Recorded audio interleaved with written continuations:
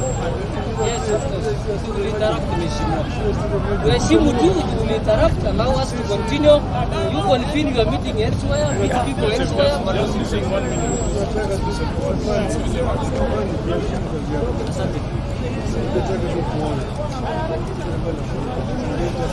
But at the moment it interrupts. It interrupts Mheshimiwa Raila. It interrupts because we know what when you start talking, things will start unfolding. We after clearing the work we are doing, we can allow him to come. A day to come. We are not destroying. We are not destroying. We are doing the exact thing what was required to be done. Bringing the land back to the original place. It is not the work of the police. It's a private property. The people demolishing are doing the private property. It's not the government's work. It's the government's work. Joseph, I think there is a middle ground here. We drive through these are senior leaders. I cannot. Hata chakula mnakataza. I cannot. Mheshimiwa knew what happened when he came last Sunday. What happened? He knows himself, he can tell you. What happened? I came in and you refused me to talk to people? You told yourself people chased you away. How? They told you leave us alone, we are peaceable, we don't require you at this hour. That's exactly what happened. Now if we come in big delegation like this, we can't, everything will go wrong there. And people are very, very peaceful. Even us, they want just assistance to be guided to remove their things. Because if we are also peaceful people, what we are saying is this, there's a middle ground. Just 1 minute. The way you have formed yourselves up, 1 minute only. there is an indicator, something will not. 1 minute only, I want to explain. Just listen to Prime Minister. We are opposition leaders. We are the government. The government on one side, we are on this other side. You need to respect the opposition. We are not destructive people. It is respected, Mheshimiwa. It's only that it's not timely. Our supporters. It's not timely. We want to just protect. What is the best time to come? What's the best time to come? What is the best time to come, Joseph? Until I conclude the operation. When are you concluding The timeline, my timeline is yet to go. Well, when do you anticipate you'll conclude there? Because we will come back. Hopefully Now, Afande, let me ask you. I'm the area member of parliament. This is a governor Machakos. No problem. You came yourself as an area of But you the see, parliament. But you see the kind of assessing, the reaction that was there against you. Just let him answer one question. Yeah.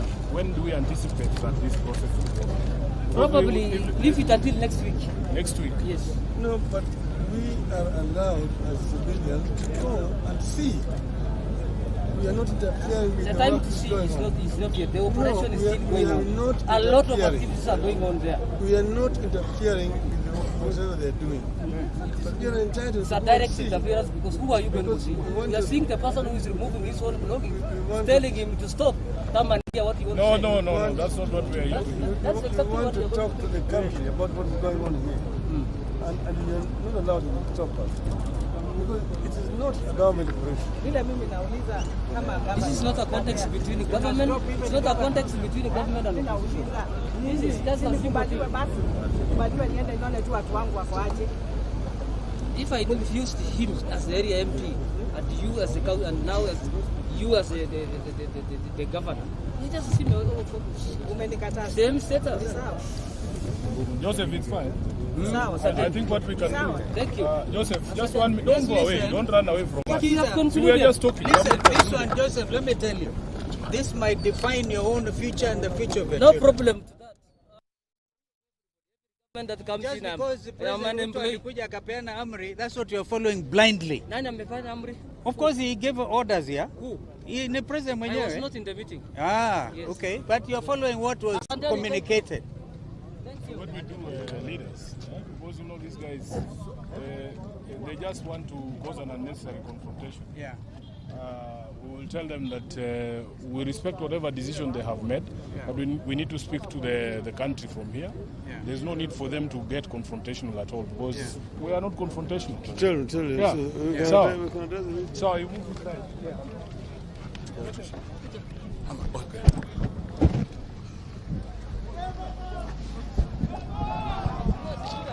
We're going back.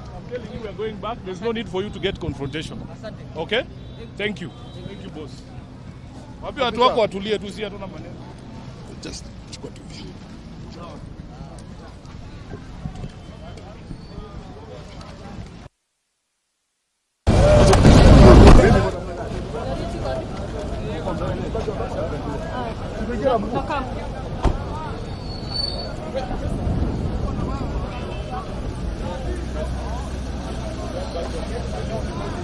Makao wezi.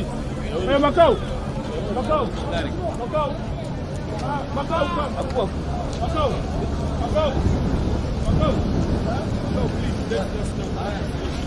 Tulieni boss. Tulia tu. Joseph. Tulia tu.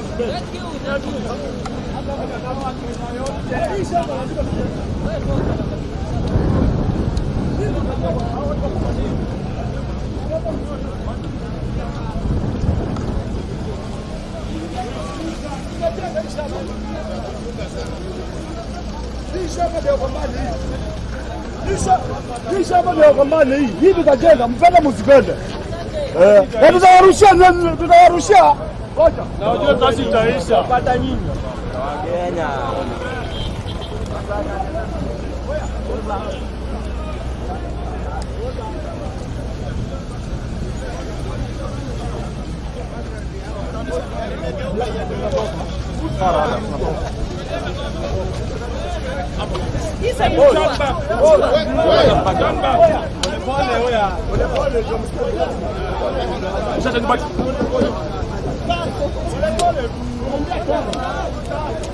Mheshimiwa Makao, just go.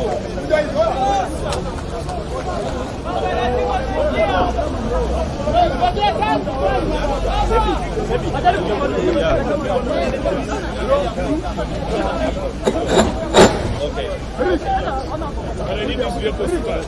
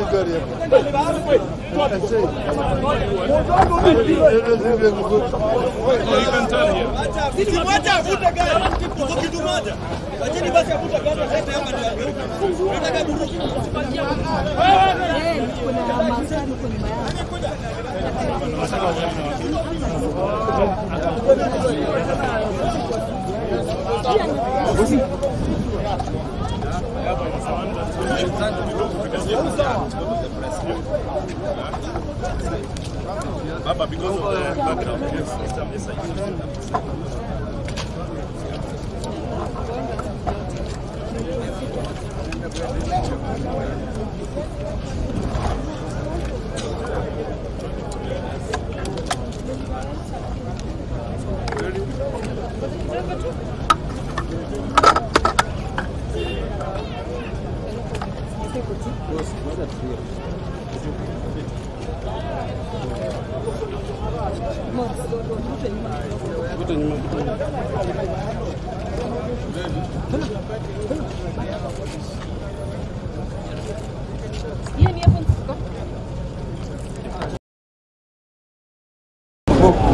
Has to stop.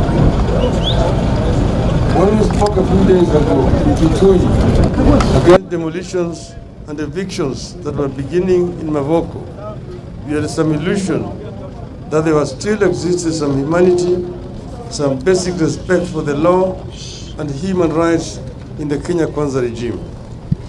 We were holding on to the promise Mr. William Ruto made during the campaigns that the forceful evictions and demolition of dwellings would be a thing of the past. It is a fact that in July 2022, during the launch of the Kenya Kwanza Manifesto, Ruto promised that he would put to an end the culture of illegal evictions of people and property demolition if elected president. He went on to promise that where necessary, affected people would be provided with enough notice and compensation promptly paid. Well, it is October 2023 and a human tragedy is unfolding before the eyes of Kenyans under Ruto's watch and his loud silence, in fact order. What has gone on here in Mapoko these past few days is not just inhumane, it is also ungodly. What is going on here is forced eviction, the exact crime Ruto promised to bring to an end in July last year. It's a gross violation of human rights, the right to adequate housing at a time the administration purports to be working to ensure that everyone has shelter. What's going on here indicates a systematic disregard of recognized human rights standards on the part of the state. The affected families, some among the poorest of the poor, and their upcoming middle class, have not only witnessed lifelong savings demolished and crushed to ashes, they have been left to fend for themselves on the streets without basic shelter. Children who are learning in some of the schools here have seen their classrooms flattened into open fields, the upcoming exams standing. A regime whose top leadership never missed an opportunity to show that they are deputies of Christ is presiding over the demolition of houses of worship. The evictions have taken place just as the rains are beginning to set in. They are taking place in bad weather without any compensation, alternative accommodation, or access to safe and secure food, safe drinking water and sanitation, and medical services. The evictions have been accompanied by the excessive use of force by the police and local authorities. They have been intended to inflict inhuman pain and damage, and you can see my back. There are reports of injuries and theft of property belonging to the people whose suffering and loss is already too grim. There was definitely no or inadequate prior eviction notice. Kenyans in 2009 evictions and resettlement guidelines require notice to be written or published in the official government gazette 90 days ahead of time. Yet, within minutes of a court ruling, people have lost their homes and their livelihoods. People have been left homeless and destitute, without means of earning a livelihood and with no effective access to legal or other remedies. Nobody gave these people a chance to pursue further legal redress. Someone who seemed to have known how the court was going to rule stood ready to swing into action and inflict maximum pain on residents immediately the ruling was made. Above all, this destruction of life, lifelong savings of people has come at a time that Kenyans are struggling with extremely high taxes, high cost of living, and a collapsing Kenya shilling. Without compensation, those who have lost homes will certainly never be able to rebuild. People have suffered here because of failure of the state to control speculation in land, housing, and property. One thing that's being used against the opposition to the demolitions is that East African Portland Cement owns the land and the titles were fraudulent. We therefore demand investigations and accountability of everyone, private and public, involved in this. But secondly, know that Portland is majority owned by the government. The demolitions Were they necessary? Victims are Kenyans. Was there another solution? Government has always settled people everywhere. We even have a settlement fund to get people land. We had the case of Waitiki land in Likoni, which was resolved by the settlement fund to pay the owner and the unsettled squatters, and that was a private land. Why couldn't this matter be handled the same way? Was this a great and urgent use of the land where demolition was done that so greatly overweighed people's lives and savings? What is the urgent use that could not allow people time to move out by, say, next year? Are there personal interests riding on the guise of public interest?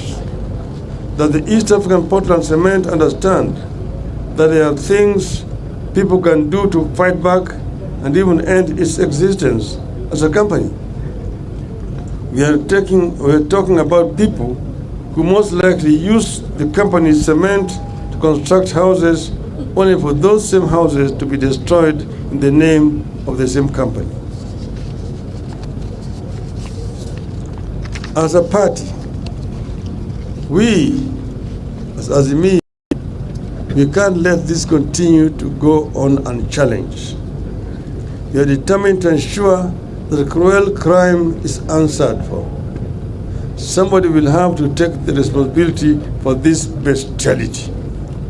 The Kenya Kwanza administration must immediately halt any further demolitions. It must share with the victims and the country the immediate plans to pay compensation for the property that has been unlawfully destroyed and to find alternative settlement for the victims. This brutality will not go unchallenged. This brutality will have to be answered for and accounted for. If the government does not act, we will help the people to act. Azimio. Thank you. Tumeona tumekuja hapa kama wana Kenya na tena kama viongozi wa Azimio la Umoja One Kenya Coalition. Tumeona kwa runinga yale ambayo yalikuwa yanafanyika hapa. Wengine wetu wakiongozwa na kiongozi wetu hapa Mheshimiwa Kalonzo Musyoka walikuja hapa wakati mambo ilianza hapa. Walikuja pamoja na gavana wa Vinya wa hapa kaunti ya Machakos. Wakajaribu kushawishi watu ili wawe na moyo ya utu, wawache kuharibu mali ya watu ambao wanakaa hapa. Lakini yale yote ambayo waliyasema iliingia kwenye sikio ya fisi. Hakuna chochote, jamaa wameendelea kufanya kazi yao ya kubomoa. Mahakama ilitoa uamuzi siku ya Ijumaa. Na siku hiyo ya Ijumaa watu tayari walianza kufanya kubomoa manyumba hapo. Nani alijua ati uamuzi itakuwa namna gani? Walikuwa wameshajua tayari uamuzi itatoka vile ilitoka. Hii yenyewe inaonyesha kwamba mahakama zetu imeshikwa teke. Nilisema juzi ati mahakama na bunge letu wa kitaifa wameshikwa teke. Mateke wamefinya makende.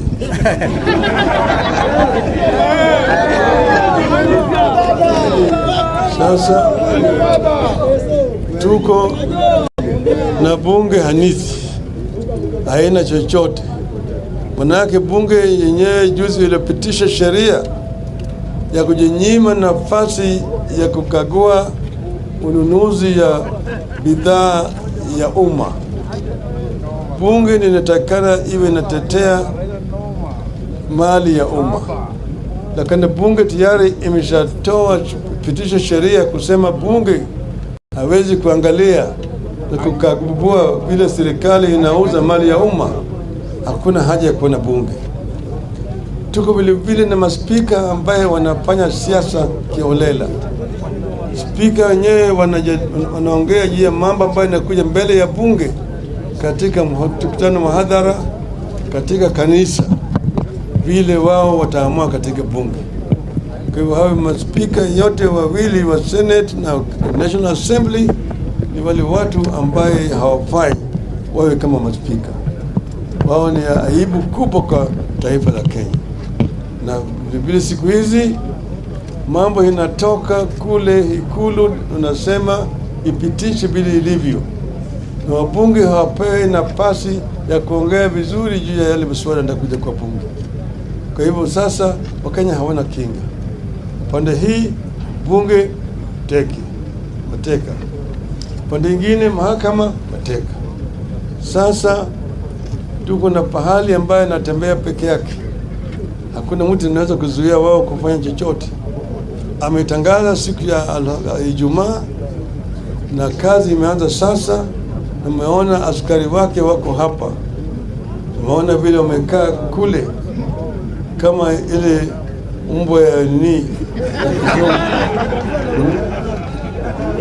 ati wanafanya kazi. Hii kazi ya kubomoa mali ya watu si kazi ya askari kulinda. Kuna kazi ambayo natakana askari wetu wafanye, kupigana na Al-Shabaab na kulinda Wakenya wengine ambao wanavamiwa na uhalifu. Lakini sasa hawa askari wamekuja hapa kutetea uhalifu. Yale ambayo yanafanyika hapa ni uhalifu, ni unyama, ni aibu katika taifa letu la Kenya. Tunalaani vikali kama wanazimio. Asanteni sana.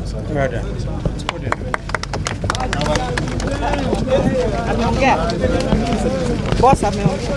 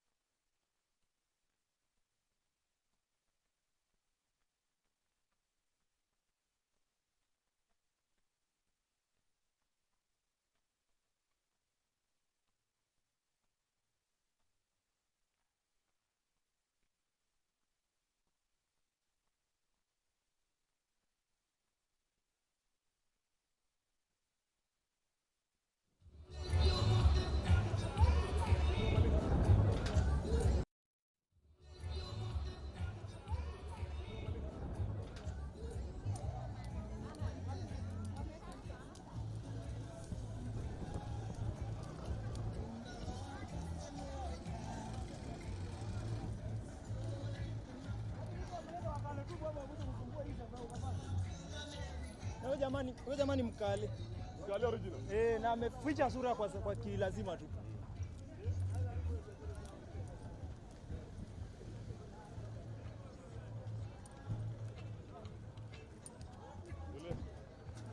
Ule roba. Asiende.